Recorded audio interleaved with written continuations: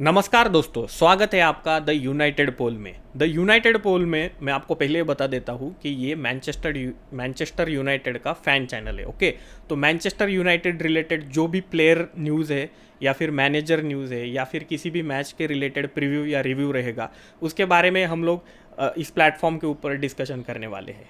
So it's basically opinion based platform where you are sharing your opinions with me and we all are discussing the things related to Manchester United. So let's get started.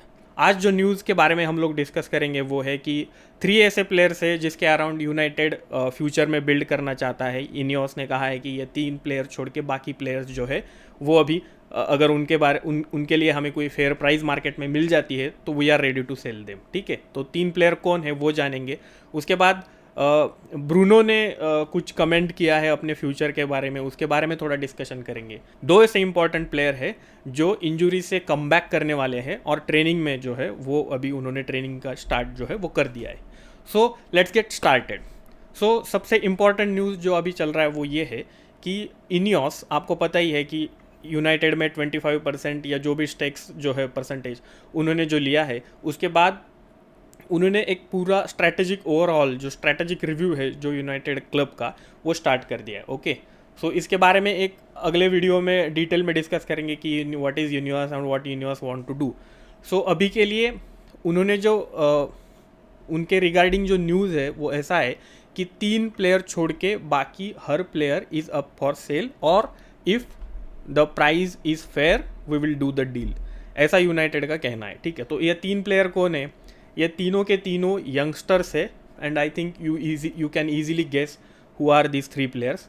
जैसे कि अलेहांद्रो Garnacho है, कोबी मैनू है और उसके बाद Rasmus Højlund. ये 3 प्लेयर छोड़ के बाकी हर एक player is up for sale if we get the fair price for them. So fair price अगर यूनाइटेड को मिल जाता है ये 3 बंदों को छोड़ के, तो United can do the deal. So ये न्यूज़ जो है ना, ये काफ़ी ओवरड्यू था यूनाइटेड क्लब के लिए। आप देख सकते हैं कि पोस्ट फर्ग्यूसन एरा में क्या हुआ है कि यूनाइटेड ने एक के बाद एक मैनेजर सैक करते हुए चले गए। ठीक है, लेकिन प्लेयर्स जो है आर स्टिल देयर। प्लेयर्स ने ऐसे काफ़ी प्लेयर्स ऐसे हैं कि ये 3-4 मैनेजर के एरा से अभी यहाँ तक चलते आ रहे हैं। ठीक है, जैसे कि आप बोल सकते हो एंथनी मार्शल है, रैशफोर्ड है, ये काफ़ी 2-3 मैनेजर इन्होंने देख चुके हैं पिछले। तो यूनाइटेड का अप्रोच जो है ये काफ़ी ओवरड्यू था कि एक क्लियर आउट चाहिए यूनाइटेड टीम को एज सच, और manager sacking is not the answer always. ये भी यूनाइटेड को अभी देखना था, वो भी इस मैसेज के थ्रू वो देख रहे हैं अभी। ठीक है, तो इसके बारे में are we happy as a community कि 3 प्लेयर छोड़ के हम बाकी को बेच सकते हैं? सो आई पर्सनली थिंक कि ये एक अच्छा स्टेप होगा अगर हम लोग कोई ऐसा बड़ा प्लेयर है उसको अगर सेल करते हैं तो एक मैसेज भी जाएगा स्क्वाड में कि भाई आप लोग सेफ नहीं हो, अगर आप परफॉर्म करोगे तभी आप इस स्क्वाड में रह सकते हो। काफ़ी दिनों से एक यूनाइटेड क्लब एक सेफ हेवन बन चुका है प्लेयर्स के लिए कि जो लॉन्ग टर्म कॉन्ट्रैक्ट्स लेते हैं और यहाँ पर बैठ जाते हैं विदाउट उनका परफॉर्मेंस उतना पिच के ऊपर नहीं रिफ्लेक्ट करता है। ठीक है, सो एक ओवरड्यू स्टेप था जो अभी इनियोस ने लिया है आई थिंक, लेकिन ये अभी सिर्फ एक न्यूज़ है। अगर हम समर में देखेंगे कि इसके ऊपर एक्शन जो है वो इनियोस कैसे लेता है। For example let's say Marcus Rashford is most scrutinised player right now along with Bruno Fernandes. Marcus Rashford को अगर 100 मिलियन का बिड आ जाता है PSG और एनी अदर क्लब, तो can United do the deal? आप क्या सोचते हो वो भी मुझे कमेंट सेक्शन में लिख के बता दीजिए। तो ऐसी कुछ डील्स है जो यूनाइटेड कर सकता है और ये जो डील है ना, ये एक स्टेटमेंट भी कहलाएगा इनियोस का। ठीक है, कि we mean business, Ineos means business अगर इनियोस ऐसा करता है तो। और बाकी प्लेयर्स को भी ये मैसेज जाएगा कि अगर हम परफॉर्म नहीं करेंगे so we can not stay here for long without performing. So performance is important and that strong message that Ineos wants to say कि if you perform you can get the contract, if you do not perform you can walk out. Okay, so ये एक important news था और मुझे लगता है कि ये 3 प्लेयर छोड़ के भी काफ़ी ऐसे प्लेयर्स है कुछ ऐसे प्लेयर्स हैं, काफ़ी नहीं बोलूँगा मैं, कि जो फ्यूचर बिल्ड में शामिल हो सकते हैं।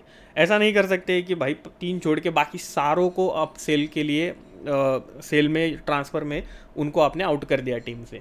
It will disturb the balance. और चेल्सी का आप देख ही रहे हो कि उन्होंने आते ही बंदे खरीद लिए, सारे प्लेयर्स नए खरीद लिए, पुराने जो थे उनको वो मूव ऑन कर रहे, लेकिन वो जो केमिस्ट्री बिल्ड होना चाहिए ना टीम में, वो कहीं पे मिसिंग हो गया चेल्सी में। सो हम लोगों को रिस्ट्रक्चरिंग करना है, लेकिन एक स्टेप बाय स्टेप करना है, ठीक है। अभी के लिए जो फ्रिंज प्लेयर्स हैं उनको मूव कर देंगे, बाद में मेन प्लेयर्स या फिर जो भी आप मूव ऑन करोगे प्लेयर्स को, उनका रिप्लेसमेंट जो है वो आपको मिलना चाहिए, वो ज़्यादा इंपॉर्टेंट है, ठीक है। अभी आपने 3 मिडफील्डर बेच दिए, तो 3 मिडफील्डर आपको खरीदने भी पड़ेंगे ट्रांसफ़र मार्केट में जाके। So it's all about that balance, how you maintain in the team. इसी के रिगार्डिंग एक अगला न्यूज़ है, एक्सटेंशन इसका, कि जैसे ही ये इनियोस का जो न्यूज़ बाहर आया कि 3 छोड़ के बाकी अगर प्राइज़ मिलता है तो बाकी प्लेयर्स को हम बेच देंगे, नो वन इज़ सेफ, ठीक है। तो ब्रूनो फर्नांडिस आपको पता ही है कि यूनाइटेड के one of the debated player जो है, आज डिबेटेड प्लेयर्स है, उन्होंने ऐसा कहा है कि भाई मुझे प्रीमियर लीग में मैं अभी खेल रहा हूँ, मेरा फुल फोकस जो है वो यूनाइटेड और यूरोज़ के ऊपर है। यूनाइटेड FA कप फाइनल अभी भी बाकी है और उसके ऊपर मेरा पूरा फोकस है।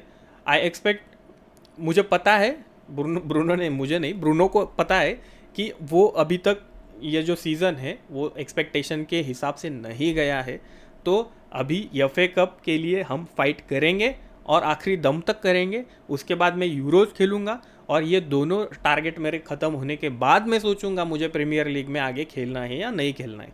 इसका थोड़ा बैकग्राउंड अगर समझते हैं ना, तो ब्रूनो फर्नांडिस को सऊदी अरेबिया से काफ़ी बड़ा ऑफर मिला था कि आप आओ हमारे यहाँ पे खेलो, जो भी ट्रांसफ़र फ़ी है वो हम दे देंगे और आपका सैलरी जो है वो अलग से हम एनहांस करके आपको दे देंगे। सो यूनाइटेड को पता है कि सऊदी अरेबिया फिर से वापस, सऊदी अरेबिया फुटबॉल क्लब जो है फिर से वापस आ सकते हैं ब्रूनो के लिए। So it's a matter to be seen क्या होता है आगे जाके, ओके। तो ब्रूनो फर्नांडिस ने तो कह दिया है कि मैं हूँ, मेरा फोकस यूनाइटेड है, यूरोज़ है, उसके बाद मैं देखूँगा। तो आपको पता ही है कि वो कितने स्क्रूटिनाइज प्लेयर है। काफ़ी लोगों को लगता है कि वो एक पोजीशन बेस्ड सिस्टम में नहीं खेल सकते हैं, क्योंकि वो उनके पास बॉल जब आता है, ब्रूनो के पास जब बॉल आता है, तो वो पहले क्या करता है कि ओवर द टॉप पास देने के लिए देखता है रैशफर्ड या गार्नाचो को। तो काफ़ी लोगों को ऐसा लगता है कि ब्रूनो इजीली पोजीशन गंवा देता है और फिर यूनाइटेड को काउंटर आ जाता है यूनाइटेड के अगेंस्ट, और काउंटर अटैक में यूनाइटेड कटबैक पे गोल खा जाता है, ठीक है। तो ये एक क्रिटिसिज्म रहा है ब्रूनो का इस सीज़न में, लेकिन पिछले 2-3 मैच में अगर आप देखोगे तो ब्रूनो का परफॉर्मेंस काफ़ी अच्छा रहा है। और ब्रूनो अभी है ना जो कोर है इस टीम का, ठीक है, वो रन करता है पूरा यूनाइटेड का टीम।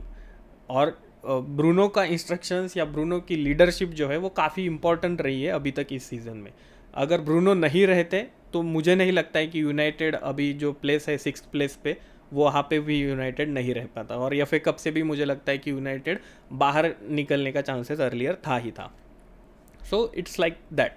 आपका जो भी कहना है ब्रूनो के बारे में, तो आप मुझे कमेंट सेक्शन में बता सकते हो कि ब्रूनो फर्नांडिस को आप टीम में देखना चाहते हो, या फिर अगर उनके लिए 100 मिलियन का ऑफर आ जाता है कहीं से तो आप उनको सेल करने के लिए रेडी हो, या फिर सऊदी अरेबिया से बड़ा ऑफर आ जाता है तो उनको आप वहाँ पे जाने के लिए रेडी हो, you want him to move on, okay. So ये था ब्रूनो के रिगार्डिंग। तीसरा इंपॉर्टेंट बिट जो मैंने पहले स्टार्टिंग में कहा था वो ये था कि 2 ऐसे इंपॉर्टेंट प्लेयर्स है जो इंजरी से कमबैक करने वाले हैं और अभी ट्रेनिंग उन्होंने जो है ग्रास के ऊपर स्टार्ट कर दिया है। कौन है वो 2 इंपॉर्टेंट प्लेयर? सबसे पहले मार्टिनेज द बुचर, ठीक है। इफ़ इस सीज़न में किसी प्लेयर को यूनाइटेड ने सबसे ज़्यादा मिस करा होगा तो वो है बुचर लीचा। भाई ये एक ऐसा प्लेयर था, वो फंडामेंटल था पिछले सीज़न के सक्सेस के लिए। उनका जो स्पीड है ना, वो हैरी मैगवायर हो गया या फिर विक्टर लिंडलॉफ हो गया, और जो गेम रीड करने का उनका इंटेलिजेंस है ना, तो इन 2 प्लेयरों से उनका काफ़ी अच्छा था। पिछले सीज़न का सेंटर बैक का पार्टनरशिप जो मेन था वो आपको पता ही होगा, राफेल वरान एंड लिसांड्रो मार्टिनेज। तो ये 2 प्लेयर्स ऐसे थे कि जिनकी वजह से पिछली बार हम हायर लाइन खेल सकते थे, आगे जाके खेल सकते थे। और काउंटर अगर आता था, ओवर द टॉप बॉल आता था उनके स्ट्राइकर को, तो लिसांड्रो एंड वरान उनके पास उतना स्पीड था कि वो अपना कवर अप कर लेते थे। ठीक है, तो ये इंपॉर्टेंट बात है कि लिसांड्रो अभी ट्रेनिंग में है। अभी देखने वाली बात ये है कि वो टीम में उनका कमबैक कैसे करवाते हैं एरिक टेन हैग। ठीक है, तो ये था सबसे इंपॉर्टेंट प्लेयर लिसांड्रो मार्टिनेज। दूसरे प्लेयर जो है वो मार्कस रैशफोर्ड। आप मानो या ना मानो, मार्कस रैशफोर्ड एक ऐसा प्लेयर है कि आपने उनका पिछला सीज़न देखा ही होगा, काफ़ी गोल्स जो है वो स्कोर कर रहे थे। लेकिन इस सीज़न कुछ लोगों का कहना, न्यूज़ में भी ऐसे स्पेकुलेशन है कि उनके कुछ लाइफ में पर्सनल इश्यूज़ है, उसकी वजह से वो पिच के ऊपर नहीं डिलीवर कर पा रहे। तो रैशफोर्ड के पास वो पोटेंशियल है ही है कि कभी भी आके वो गेम का रुख जो है वो बदल सकते हैं। लेकिन इस सीज़न में अभी तक ऐसा कुछ डिलीवर उनसे होते हुए हम लोगों ने नहीं देखा है, तो काफ़ी लोग डिसअपॉइंट है। लेकिन आई बिलीव कि अभी जो सीज़न का एंड है, अगर यूनाइटेड को स्ट्रांगली करना है और मार्कस रैशफोर्ड अपना फॉर्म हिट कर जाता है, तो मुझे लगता है कि कैन बी अ की player for us in the season and. तो ठीक है, आज के लिए हम इतना ही डिस्कस करेंगे। आई होप आपको हमारा ये जो इनिशिएटिव है वो अच्छा लगा होगा। आप कमेंट्स करके बताइए, चैनल को सब्सक्राइब करिए, लाइक करिए। हम ऐसे बहुत सारे वीडियोस जो है अभी फ्यूचर में लेके आने वाले हैं। So thank you so much.